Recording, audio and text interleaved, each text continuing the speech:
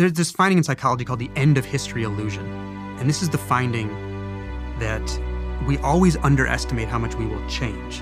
What we think we're good at, what we think we're bad at, how we want to spend our time, what we prioritize in friends, etc.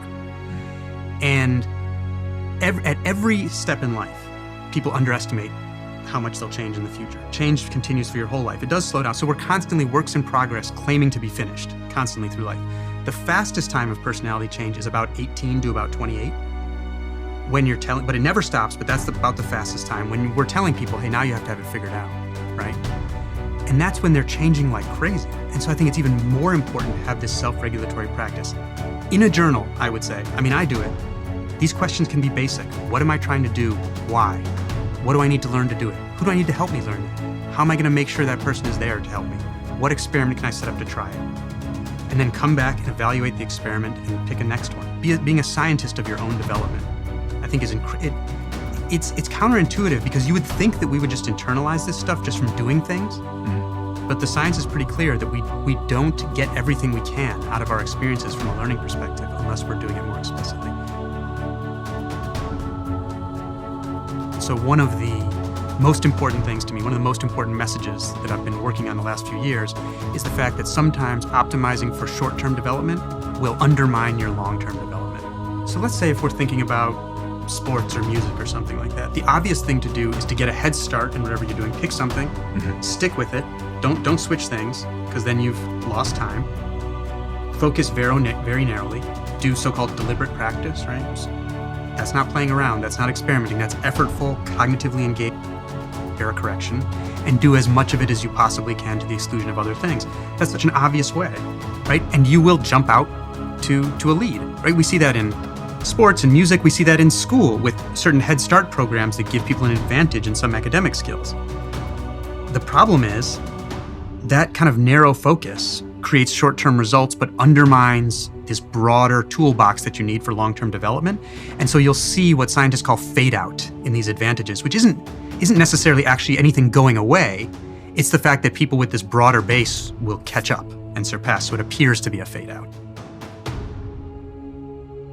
Well, fit turns out to be really important. So people learn at different rates in different things. So finding where you learn better is really important if you want to maximize your advantages. And I think that goes back to one of the reasons why people need to try a bunch of different things.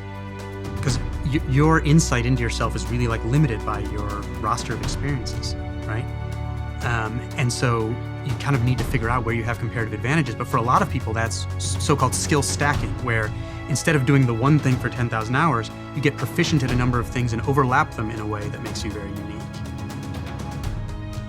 There's a big body of research in psychology that can be summarized with the phrase, breadth of training predicts breadth of transfer, okay? Transfer is the ability of someone to take skills and knowledge and use it to solve a problem they haven't seen before, right? You transfer it to a new situation. And what predicts your ability to do that is the breadth of problems you've been exposed to in practice. If you're exposed to like a broader set of problems, you're forced to build these generalizable, flexible models that you'll be able to apply to new things going forward. In a recent study, there were dozens of middle school math classrooms, middle school is 6th grade, that were assigned to different types of math learning. Some of them randomly assigned. Some of them got what's called blocked practice. That's, you give like problem type A, B, etc. Kids make progress fast, they're happy, rate their teachers highly, etc. Other classrooms got what's called interleaved or mixed practice, where instead of doing A followed by B, it's like you took all the problem types, threw them in a hat, and drew them out at random. Progress is slower. They might be less happy because they don't feel like they're getting it. But instead of having to just execute a procedure, they're having to match a strategy to a type of problem. And when the test came along, where everyone has to transfer to new problems, the interleaved group blew the block practice group away. It was like, the effect size was like taking a kid from the 50th percentile and moving them to the 80th, just by arranging the practice in a way that made it more difficult. It seems to be, and this works for physical learning as well.